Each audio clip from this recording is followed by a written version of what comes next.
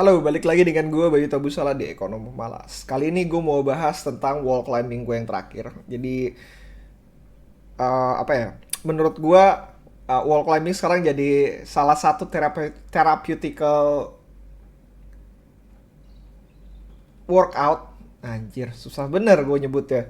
Dimana bisa menghasilkan ketenangan lah dalam dalam hal ini. Dan juga gue ngerasa kayak ada beberapa pembelajaran yang ketika gue lakukan ketika wall climbing nggak kayak surfing ketika hari pertama gue langsung belajar sesuatu yang bisa gue terapkan dalam kehidupan, tapi di wall climbing here it is. Eh, Pertama yang gue dapatkan itu adalah lu tuh harus bergerak. Lu harus bergerak ketika lu sedang mengerjakan sesuatu. Jadi intinya adalah ketika lu berada di satu momen sedang bekerja ataupun sedang melakukan sesuatu, lu tuh harus bergerak. Fokus untuk bergerak. Kenapa? Karena ketika lu diam di satu tempat, dalam hal ini waktu pas gue lagi manjat, gue diam karena gue ragu untuk melakukan gerakan pindah lokasi tersebut. Akhirnya yang terjadi adalah gue konsum energi secara tidak efisien. Jadi yang dilakukan di apa yang gue dapatkan di sini adalah ketika lu diam, ketika lu menunggu, dan ketika lu takut untuk melakukan pergerakan, lu tuh sebenarnya konsum energi juga. Bukan karena lu diam, lu berasa bahwa anjir gue lagi berpikir nih. Ketika gue lagi mikir dan segala macem, ya gue lagi conserve energi gue. Jadi gue lagi nyimpan energi gue untuk pergerakan gue selanjutnya. Enggak men, ketika lu sedang menunggu, ketika lu sedang takut untuk bergerak, lu tuh consume energi lu. Dan lu perlu perhatiin posisi lu ada di mana. Kalau posisi lu ada di tanah dan diam dan sedang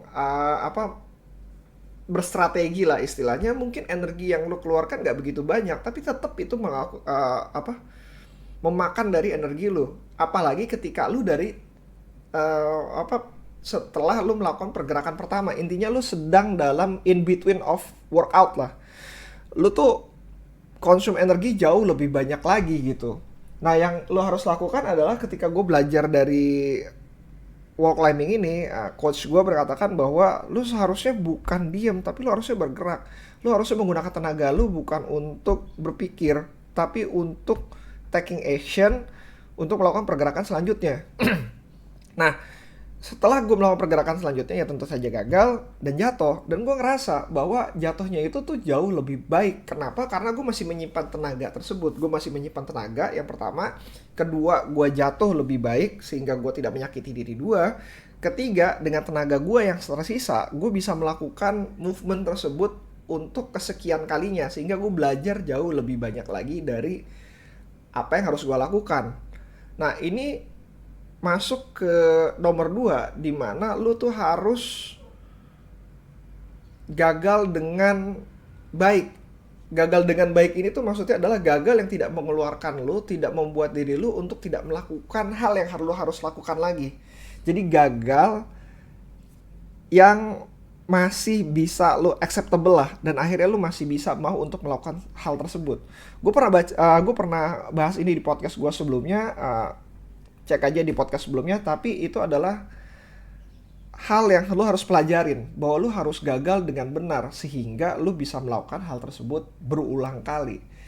Nah, ketika lu sudah fokus on move, lu gagalnya sudah baik, artinya lu bisa menyimpan energi lu instead dalam ketakutan karena tidak ada pergerakan sehingga lu nggak belajar untuk melakukan hal yang seharusnya lu lakukan berikutnya, yaitu adalah mengambil langkah selanjutnya. Ya lu belajar lagi aja, lu masuk lagi aja ke wall climbing tadi, balik lagi aja. Kalau misalkan gagal, apa yang lu mesti lakukan, apa yang mesti lu pelajarin sehingga lu bisa melakukan hal tersebut berulang kali tanpa lu harus ketakutan untuk gagal lagi, intinya kayak gitu. Yang ketiga, ini yang paling menarik. Gue lagi baca buku. Judulnya gue lupa sih sebentar ya. Judulnya lupa. Cuman buku ini bagus banget. Oh, The Man for All Market. Ini yang rekomendasiin Charlie Munger. Dia bilang katanya di buku tersebut adalah create model. Kalau bisa dynamic model. They can be readjust when situation change. Jadi intinya adalah ketika lo melakukan sesuatu, dalam hal ini gua melakukan wall climbing, dari satu kesempatan ke kesempatan lain itu adalah situasi yang benar-benar berbeda. Kenapa? At least minimal tenaga gue udah beda. Kedua, situasi gue adalah pikiran gue untuk melakukan hal tersebut itu benar-benar berbeda lagi. Jadi gue pengen pindah ke satu tempat, gue udah tahu sesuatu dan gue mau pelajari hal tersebut, dan gue mengaplikasikan hal tersebut.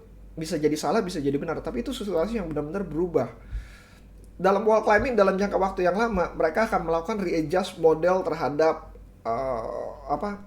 batu-batunya tersebut, sehingga itu adalah situasi yang berbeda lagi. Tapi lu punya model, lu punya cara, itu harus bisa diaplikasikan pada semua situasi yang ada. Intinya adalah harus dynamic model. Apakah model ini harus sempurna? Enggak, karena model sendiri sebenarnya sudah tidak sempurna gitu. Dalam definisi model itu adalah realita yang dikecilkan sebenarnya. Realita yang dikecilkan udah pasti tidak sesuai dengan realita. Tapi intinya kalau lu bisa menggunakan model, lu bisa lu bisa tahu pergerakan lu selanjutnya tanpa lu harus berpikir keras. Intinya cuma seperti itu aja. Lu kalau misalnya punya model, dalam model wall climbing, model untuk investasi, model lu untuk belajar dan segala macam, dan lu bisa melakukan hal tersebut berulang-ulang dengan kondisi yang berbeda-beda, artinya model lu menurut gue udah bisa, gue bisa bilang robust dalam robust atau firm lah gitu lah. Nah, di buku tersebut sebenarnya cerita soal card counting. Bagi yang kalian nggak tahu, ada permainan namanya blackjack, yaitu 21, dan ada aplikasinya namanya card counting. Dan card counting ini sebenarnya diciptakan oleh pengarang buku ini. Jadi buku ini pengarangnya itu sebenarnya sudah didepak dari Las Vegas karena menginvent namanya card counting.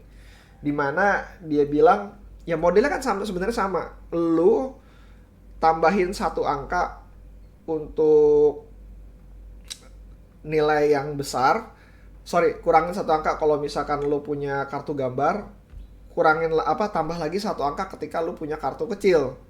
Gue lupa sih antara kebalik atau enggak, tapi cuma begitu doang. Dan intinya ketika lu punya angka kurang lebih sekitar 15, lu punya high probability bahwa angka selanjutnya adalah yang kartu selanjutnya itu adalah kartu kecil-kecil aja gitu. Atau lu kebalikannya, lu mau cari incer kartu besar, ya udah kalau misalkan kartu besar lu negatifin, kalau kartu kecil lu naikin.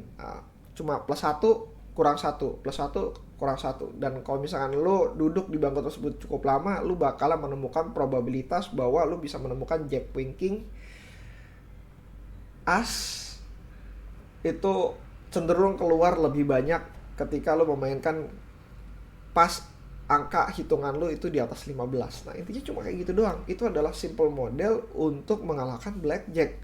Kalau misalkan model itu benar-benar bisa nggak, ya tadi lagi ada probabilitasnya, probabilitas benar dan salah itu yang diperhitungkan dari model tersebut. Intinya adalah ketika lu punya model, lu akan bergerak jauh lebih mudah dibandingkan lu nggak punya model sama sekali terhadap apa yang lu harus lakukan.